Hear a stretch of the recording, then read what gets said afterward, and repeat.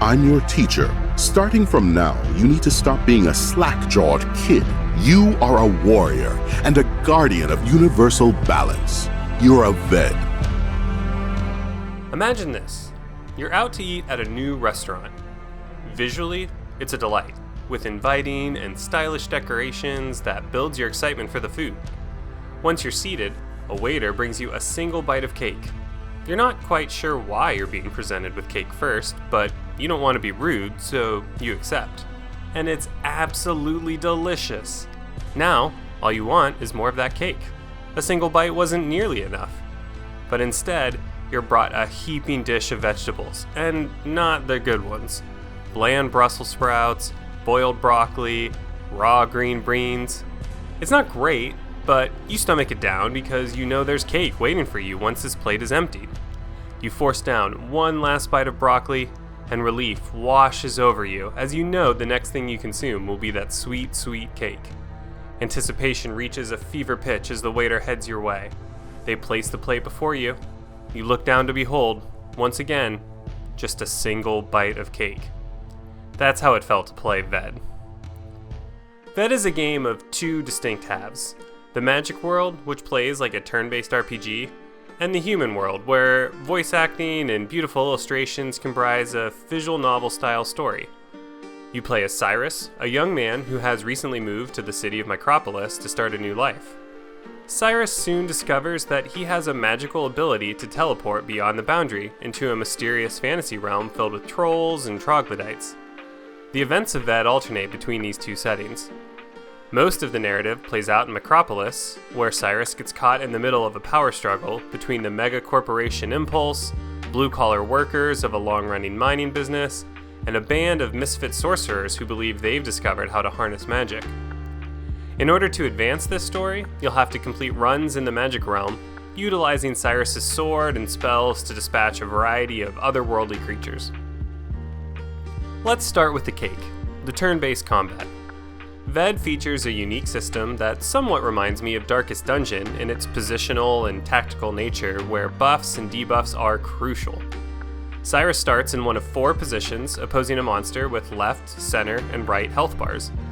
Each of your positions has its own set of 4 abilities. These skills might deal damage, heal Cyrus, or apply a buff or debuff, but almost all of them move Cyrus to another position. Your chances of missing a skill or dealing a critical blow are affected by your target's position relative to your own. Likewise, enemy attacks will have a chance to deal critical damage if, for example, Cyrus is in positions 1 and 2, but may miss altogether if he is in 3 or 4. What results is this sort of calculated maneuvering that not only requires thinking about how to maximize your damage, but where to position Cyrus to mitigate the damage received and have access to certain abilities. It's a smart way to make turn-based combat feel more dynamic and strategic. It also adds an interesting wrinkle to character progression.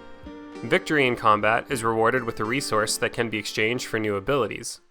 Once I obtained a few of these, I needed to think critically about how to utilize them, asking myself questions such as, can I get away with equipping my healing skill in a single position? And if my skill that buffs damage moves me from position 1 to 2, what are my best damage abilities to assign to position 2 to capitalize? The skills themselves aren't particularly complex or interesting, but this movement system allows them to be combined in interesting ways, which creates a lot of room to develop and tweak strategies. I found the combat to be quite enjoyable.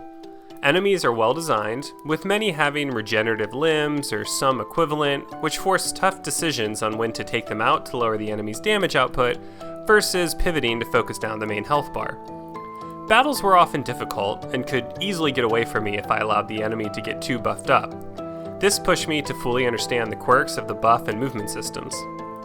Thankfully, the punishment for defeat wasn't too severe, which offered me the freedom to experiment with different combinations of abilities and strategies, and find a style that worked for me.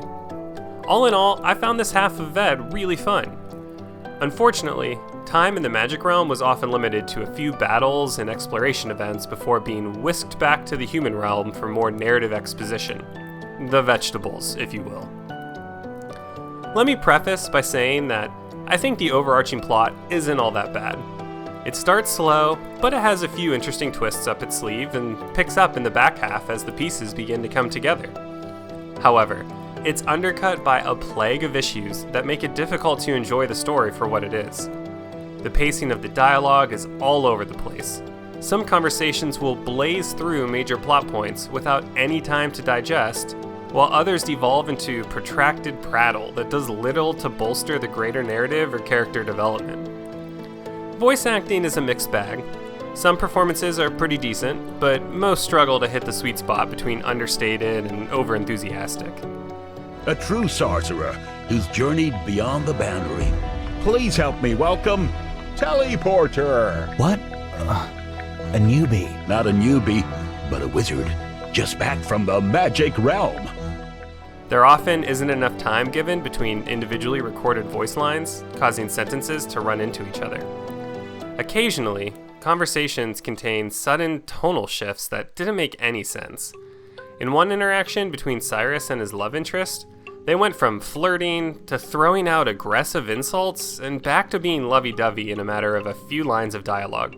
It was quite jarring. Many of these shortcomings could be forgiven, but there was so much exposition, often 20 minutes or more, between gameplay sections.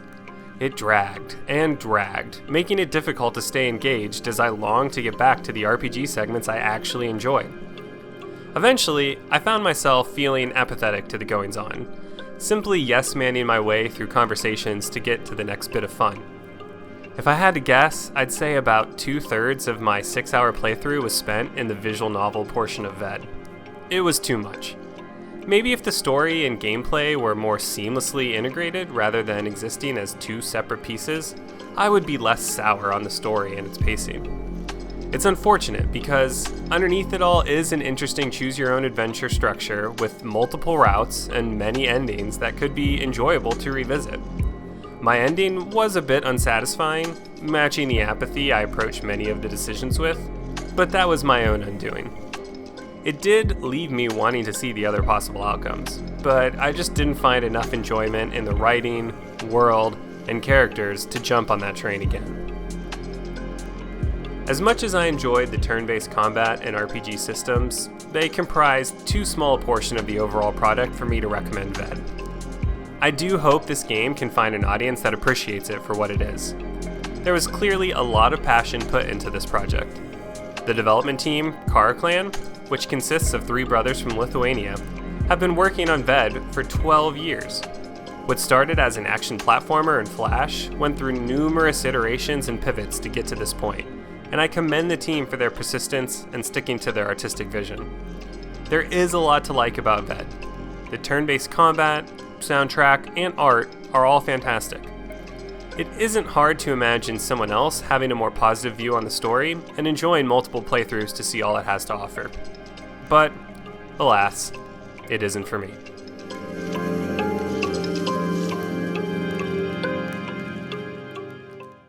Thank you for watching. I'm a partnered creator with Minimap, who is kind enough to provide me with the code for this review. Minimap is the ultimate gaming app. It allows you to track all of your games and achievements in one place thanks to its Game Sync feature that works with PlayStation, Xbox, Nintendo, and Steam. You can also share updates and reviews with a small but passionate and growing community. I'm a data nerd, so I love everything Minimap allows me to track, like what systems I own a game on and total hours played. And I've discovered so many great games through reading community posts and reviews. This isn't a paid advertisement. I just really like the Minimap app and community and want to see it grow. So if you are interested, check out the link in the description. And to see more of my game reviews, please subscribe. Okay, thank you, bye!